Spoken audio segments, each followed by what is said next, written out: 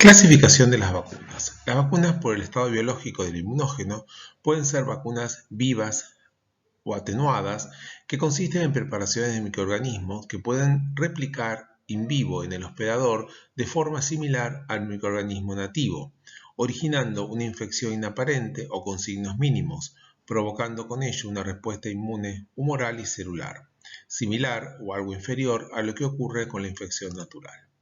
La atenuación de microorganismos mediante pases sucesivos en diferentes hospedadores, animales o medios de cultivo es lo que garantiza la eliminación de la capacidad de inducir enfermedad, pero su gran inmunogenicidad provoca generalmente protección a largo plazo y con un mínimo de dosis. Las otras son las vacunas inactivas o muertas. Las vacunas muertas o inactivas se componen de microorganismos inactivados en forma térmica o químicamente, o bien fracciones o subunidades de los mismos, incapaces de reproducirse y por ello incapaces de producir enfermedad en el hospedador o de transmitirse a otro animal. Son vacunas generalmente bien toleradas y seguras. Desde el punto de vista inmunológico, son menos inmunogénicas que las vacunas vivas, requiriendo generalmente adyuvantes. La administración de una primera dosis y posteriormente varias dosis de refuerzo tienen por finalidad aumentar y mejorar la protección.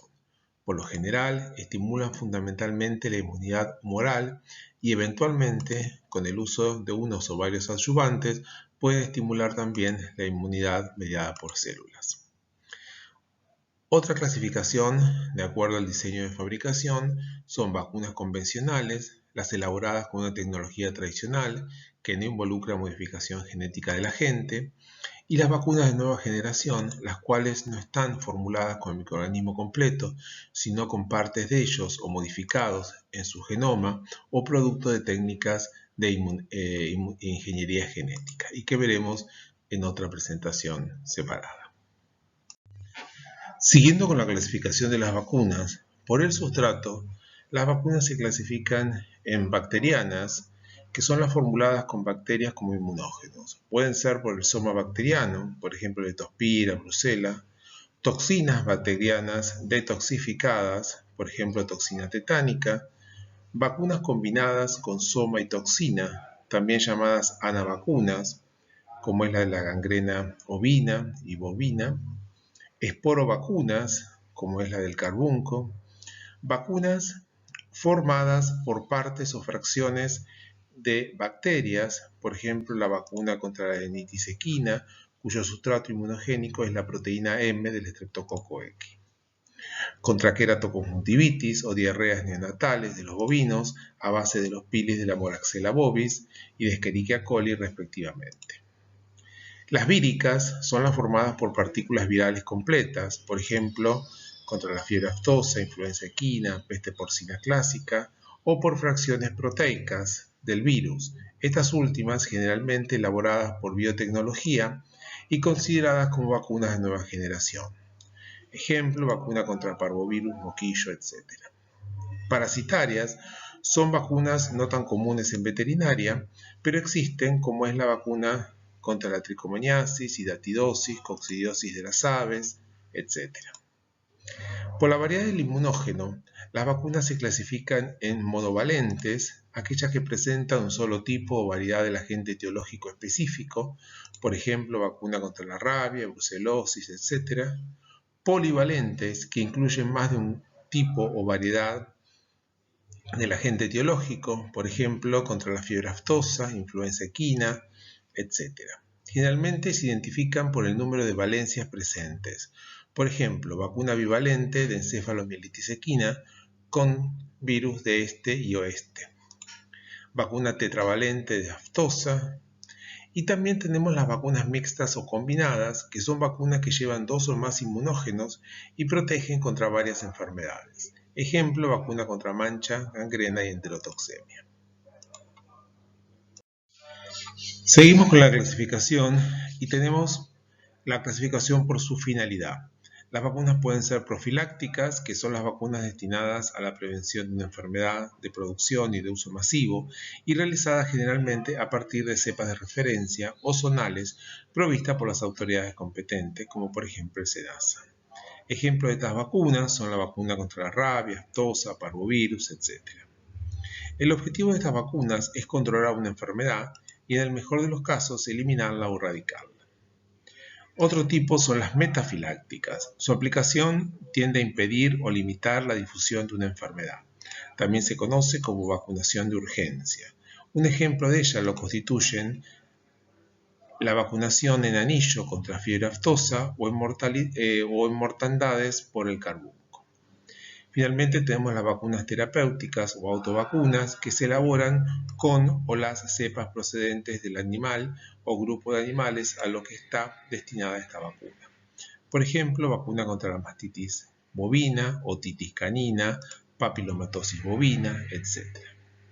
Debemos señalar que algunas vacunas profilácticas también pueden emplearse con una finalidad terapéutica, como por ejemplo la vacuna contra la vibriosis en los toros. Por su especificidad se clasifican en homólogas que se elaboran con el mismo agente etiológico que se produce la enfermedad que se desea prevenir. Por ejemplo, leptospirosis, aftosa, distemper, canino, etc. Heterólogas producidas por microorganismos que si bien no son la etiología específica de la enfermedad, comparten con ella inmunógenos similares. Por ejemplo, adenovirus tipo 2 para prevenir la hepatitis infecciosa bovina. Importancia o necesidad de aplicación. Otra clasificación. Así, las vacunas se clasifican en vacunas coreo-centrales, que son las vacunas destinadas a la prevención de las enfermedades causantes de mayor mortalidad en la especie en una determinada edad, o también se consideran vacunas centrales aquellas destinadas a prevenir enfermedades zoonóticas o aquellas que son obligatorias por disposiciones gubernamentales. Por ejemplo, las vacunas contra la rabia, parvovirus, distemper, aftosa, etc. Vacunas periféricas son todas aquellas vacunas que deben o pueden aplicarse además de las centrales. Es requerida su aplicación solamente en aquellos animales cuya ubicación geográfica, ambiente local o estilo de vida los pone en riesgo de contraer infecciones específicas. Por ejemplo, de estas vacunas son la de la tos de las perreras, adenitis equina, salmonelosis en bovino, etc. Y finalmente las vacunas no recomendadas, que son aquellas vacunas que si bien existen en el mercado, no es recomendado su uso por las organizaciones profesionales, académicos o científicas. Por ejemplo, la guasaba, este tipo de vacunas no posee pruebas científicas suficientes que justifiquen su utilización y generalmente son de una disponibilidad o aplicación geográfica restringida. Por la vía de inoculación, las vacunas se clasifican en vías naturales y parenterales. Las naturales, la vía de aplicación son las mucosas, oral, nasal, conjuntival, y el estado biológico debe ser activo o vivo. Al simular la entrada del agente, como ocurre en la infección natural, estas vacunas tienen la capacidad de inducir la producción de inmunoglobulina A secretoria, previniendo la posterior infección del animal. También dan inmunidad sistémica por inmunoglobulina G. Puede ser de uso individual o masivo sobre todo en las aves, vía nasal, por aerosoles o vía oral en el agua de bebida. Esto puede provocar un error en la dosificación. Generalmente necesitan dosis mayores de inmunógeno vacunal. Dentro de las vías parenterales, subcutánea e intramuscular, la vía de aplicación subcutánea o intramuscular o intradérmica. El estado biológico puede ser vivo o muerto. Generalmente inducen la producción de inmunoglobulina M e inmunoglobulina G circulantes y si bien no previenen la infección, impiden el desarrollo de la enfermedad. Otras características de estas vacunas son la inducción de inmunidad mediada por células, depende del inmunógeno. Son de uso individual, generalmente tienen poco peligro de dispersión y escaso margen de error en la dosificación. Modalidades de vacunación. Hay que diferenciar entre una vacunación asociada, que son vacunas que llevan dos o más inmunógenos y protegen contra varias enfermedades, y la vacunación simultánea, que son dos vacunas diferentes que se aplican en el mismo acto vacunal. Por ejemplo, aftosa y carbunco o aftosa y brucelosis. Conviene aplicar una a cada lado del animal para impactar diferentes cadenas ganglionares. Ventajas de las vacunas activas. En una vacunación con una vacuna activa hay una dosis inicial del inmunógeno que se multiplica o se amplifica tal como ocurre en una infección natural, hasta una meseta donde luego empieza a metabolizarse. Hay una respuesta inmune al inmunógeno activo. Las ventajas de estas vacunas son varias.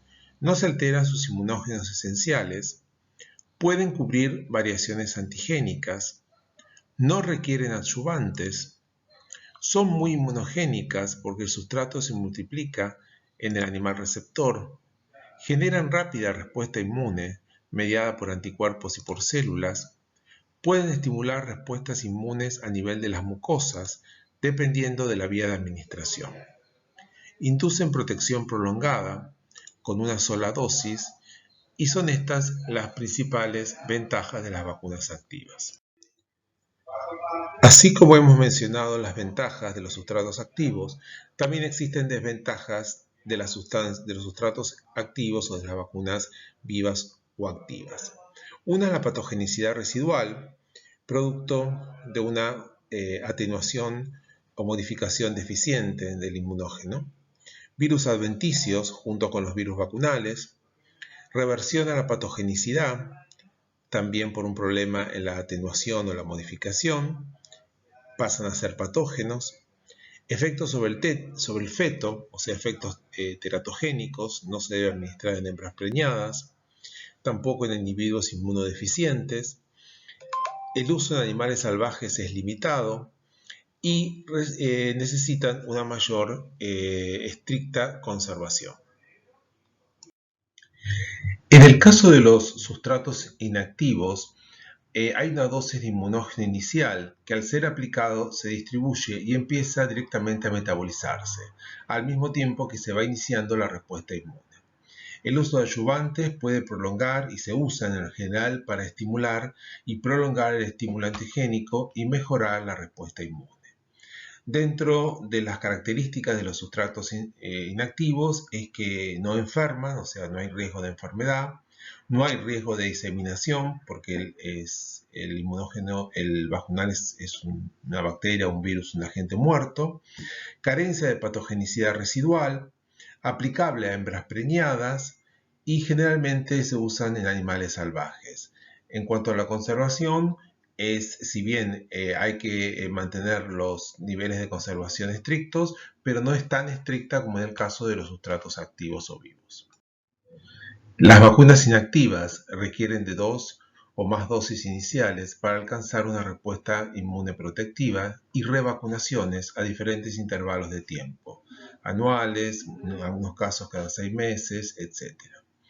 Dentro de las desventajas de los sustratos inactivos podemos mencionar el riesgo de alterar los inmunógenos protectores, la baja inmunogenicidad o capacidad de producir una respuesta inmune.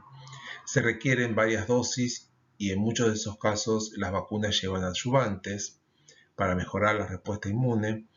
Lenta respuesta inmune, generalmente inmunidad mediada por anticuerpos, y la protección es de corta duración.